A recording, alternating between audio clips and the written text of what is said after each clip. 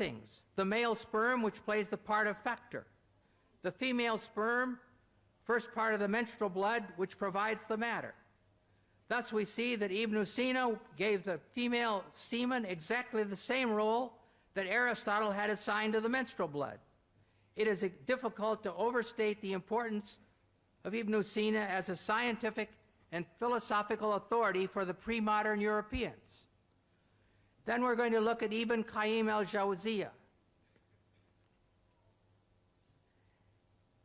Ibn Qayyim took full advantage of the agreement between Quranic revelation and Greek medicine. This is not very clear, probably, but the Hippocrates is in purplish, and the Quran is in bold type, green, and the Hadiths is in purple, and commentaries are in red, and his own thoughts in sort of a blue-green. So it starts out, he says, Hippocrates said in the 3rd chapter of Kitab al-Jinnah, the semen is contained in a membrane, and it grows because of the blood of its mother, which descends to the womb. Some membranes are formed at the beginning, others after the 2nd month, and others in the 3rd month. And this phrase about the blood descending to the womb, we saw it when we looked at Hippocrates' slide. That is why God said, here the Quran is mentioned, He creates you in the womb of your mothers, by one formation after another in 3 darknesses. That's Quran 39:6. Then he gives his own ideas. Since each of these membranes has its own darkness, when God mentioned the stages of creation and transformation from one state to another, He also mentioned the darknesses of the membranes. Most commentators explain, and here are the words of the commentators, it is the darkness of the belly, and the darkness of the womb, and the darkness of the placenta. In a second example, we read, Hippocrates said, the mouth opens up spontaneously, and the nose and ears are formed from the flesh. The ears are opened, and the eyes, which are filled with a clear liquid. The prophet used to say, I worship Him who made my face and formed it and opened my hearing and eyesight, and so forth. Here we look at Hippocrates again, and there in the 2nd stage is the same thing we just read. Ibn al-Qayyim is quoting Hippocrates and speaks of the mother's blood descends around the membrane. He could do this, as we have seen, because the educated people of Muhammad's time were familiar with Greek medicine. However, what is important for us here today to realize is that there is no place where the Quran corrected Greek medicine. There is no place where Ibn Qayyim was shouting, hey, you guys, you've got this all wrong. The correct meaning of alaka is that which clings or leech-like substance. On the contrary, Ibn Qayyim was demonstrating the agreement between the Quran and the Greek medicine, their agreement in error. A final witness is the commentary of Baydawi in 1200 AD. Here we have the commentary, we have the Quran here, and we have his commentary, and here it's been translated, and he says, then from alaka, a piece of solid blood is his explanation of alaka. Alaka is underlined, that's from the Quran. And here's his explanation, a piece of solid blood. Then he goes on, then from a piece of meat, from the Quran. A piece of meat originally as much as can be chewed, and so forth.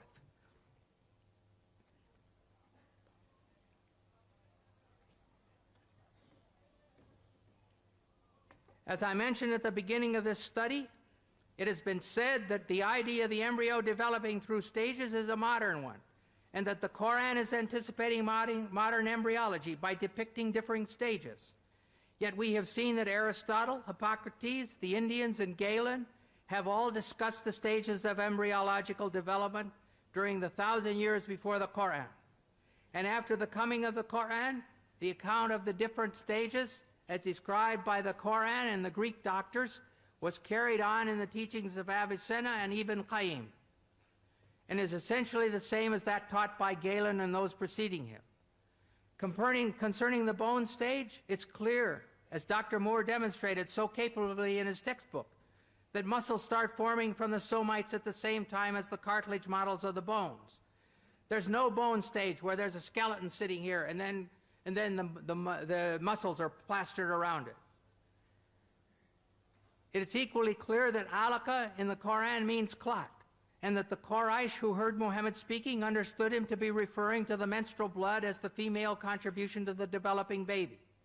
Therefore, we can conclude that during all these years, the Quranic verses on embryology, saying that man is created from a drop of sperm which becomes a clot, were in perfect accord with the science of the first century of the Hijra, of the time of the Quran. But when compared with the modern science of the 20th century, Hippocrates is in error, Aristotle is in error, Galen is in error, and the Quran is in error. They are all in serious error.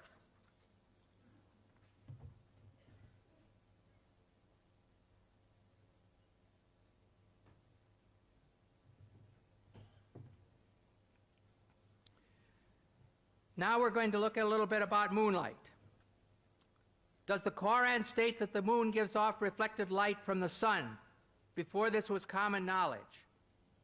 In the Surah of Noah, 71, 15, 16, it says, "See ye not how Allah has created the seven heavens one above another, and made the moon a light, nur, in their midst, and made the sun as a lamp, siraj?"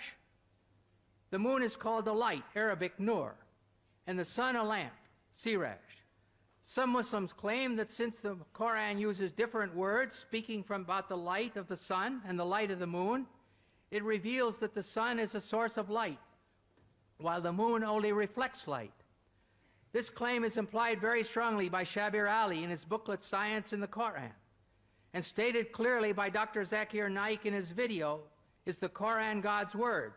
as you will now see clearly.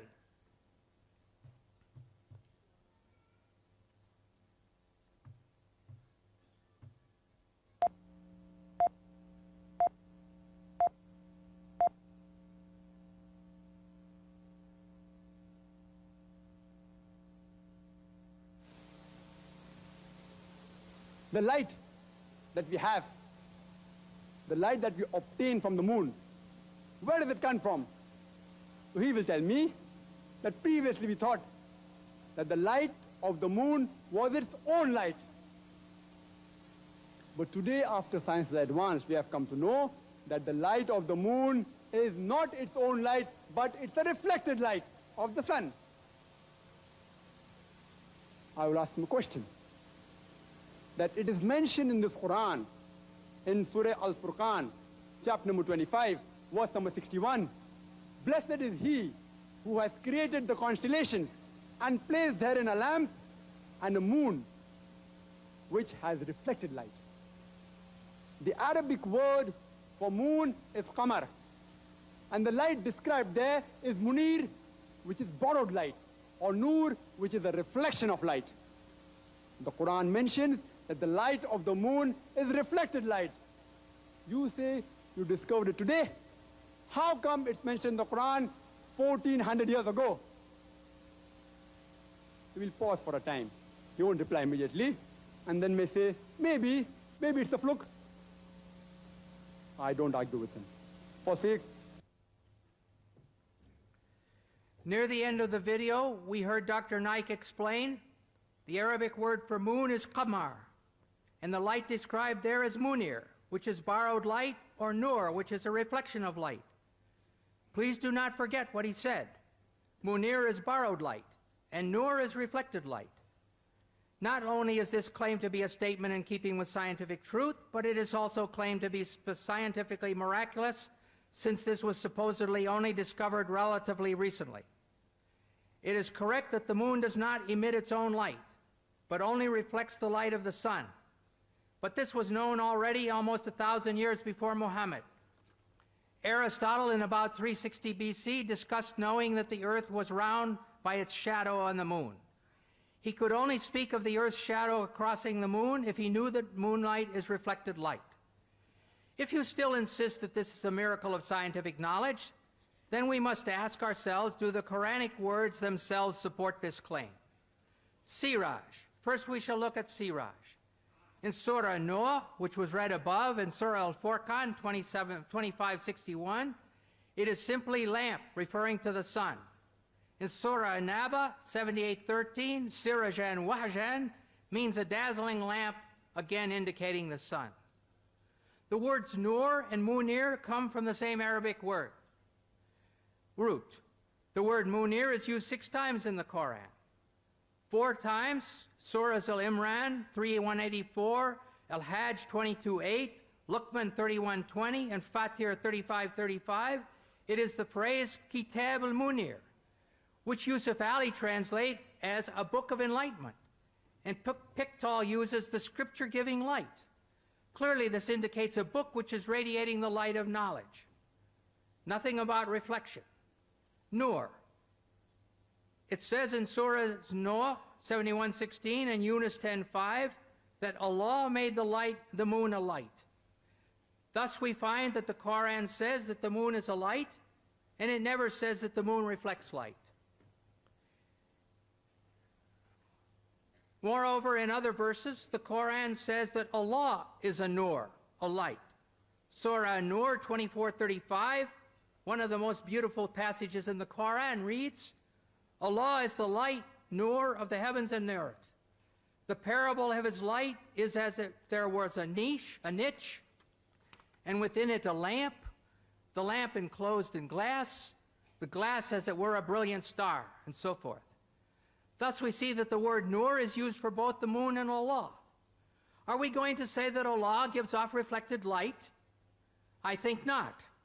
But if you continue to insist that nur, used for the moon, means borrowed or reflected light, and we saw above that Allah is the light, nur of the heavens and the earth, what is the source of this light, siraj, of which Allah is only a reflection? Think about it. If Allah is named nur or reflected light, who or what is the siraj? Well, the Quran tells us who the siraj is, but the answer will shock you. In Surah Al-Ahzab 33:45-46, we find, O Prophet, truly we have sent thee as a witness, a bearer of glad tidings and a warner, and as a lamp spreading light. Here it says that Muhammad is the lamp spreading light. In Arabic, it is wasirajan muniran. Linguistically and spiritually, this is the end of the discussion. Linguistically, siraj and the adjective munir are used together for the same shining thing, the person Muhammad. It's clear munir does not mean reflected light in this verse or in any other verse. It means shining. The people of Muhammad's time understood that the moon was shining, and they were right. Just as the people of Moses' time understood that the sun was the greater light and the moon the lesser light, and they were right. But if you insist that the Arabic words nur and munir mean reflected light, then based on the use of these words in the Quran, Muhammad is like the sun and Allah is like the moon. Does Dr. Naik really want to say that Muhammad is the source of light and Allah is only his reflection? Why are these so-called scientific claims made which no Muslim can support if he makes a serious study of his own Quran? In a dialogue like tonight, it makes honest discussion very difficult, almost impossible. Let us go on and look at the water cycle. Some Muslim authors claim that the Quran shows pre-scientific knowledge of water cycle. What is the water cycle? Here in this slide, you see 4 steps. The first step is evaporation. The water evaporates from the seas and the earth. Second step, it becomes clouds. Third step, it gives rain. And fourth, this rain causes the plants to grow. This is all very straightforward, and everybody knows 2, 3, and 4. Even if they live in a town, they know that clouds come and rain comes and their flowers grow. But what about step 1, the evaporation? You can't see it. It's difficult. And the Quran does not have step 1.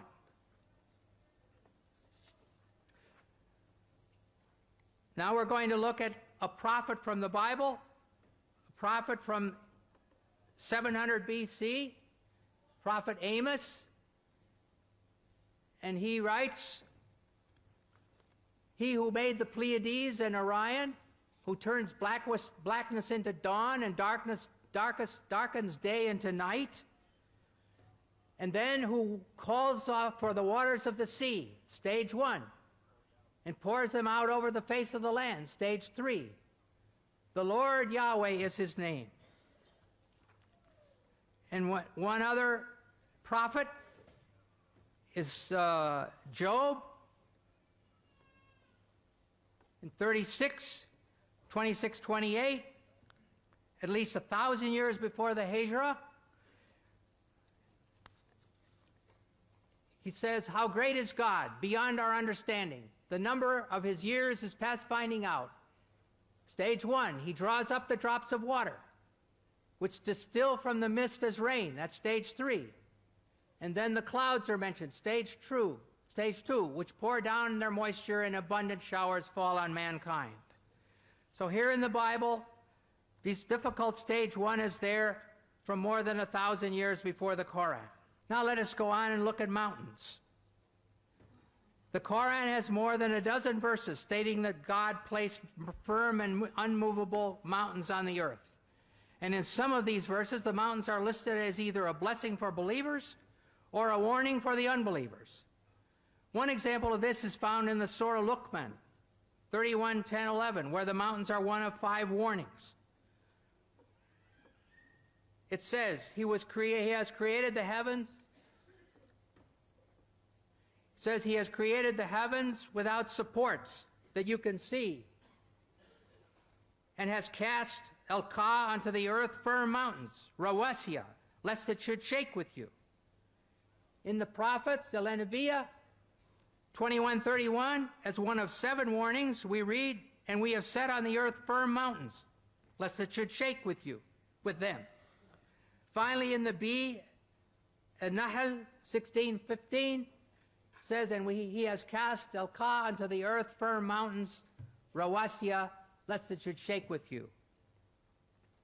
We see then that the believers and unbelievers are told that Allah has done this great thing.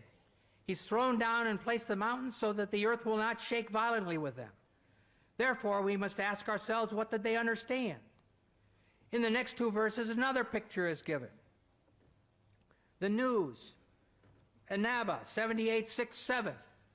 Have we not made the earth an expanse and the mountains as stakes, al-jibala otadan, as those used to anchor a tent in the ground? And then the overwhelming, al-ghashiyah, 88:17-19. Do they, the unbelievers, not look at the mountains, al-jibal, how they've been pitched like a tent? Here men are told that the mountains are placed as tent pegs. Tent pegs keep the tent stable. So again, the idea is put forward that the mountains will keep the earth from shaking. A third picture is presented in the word rawasiya, used for mountains. This word comes from the Arabic root arsa, and the same root is used for the Arabic word for anchor. To throw out or cast the anchor is el-ka al-mirsa. So instead of cast the anchor to keep the ship from moving, we have cast the mountains to keep the earth from shaking. From these pictures, it is clear that Muhammad's followers understood that the mountains were thrown down like tent pegs to keep a tent in place, like an anchor to hold a ship in place, to stop the earth from moving, i.e. limit earthquakes. But in fact, this is false. The forming of mountains causes earthquakes. Therefore, these verses present a definite problem. Dr. Maurice Bukai recognized this and discussed them in his book, The Bible, the Quran, and Science. After quoting the above verses about mountains, he says, modern geologists describe the folds in the earth as giving foundation to the mountains, and the stability of the earth's crust results from this phenomenon of these folds. When asked about this, Professor of Geology Dr. David A. Young says, while it is true that many mountain ranges are composed of folded rock, and the folds may be of large scale, it's not true that the folds render the crust stable. The very existence of the folds is evidence of instability in the crust. In other words, mountains don't keep the earth from shaking. Their formation caused and still causes the surface of the earth to shake. Geological theories at the present time propose that the hardened crust of the earth is made of sections or plates, which slowly move in relation to each other. Sometimes the plates separate, like North and South America separating from Europe and Asia, and Europe and South Africa. And sometimes they go together, and they slide next to each other, and they bump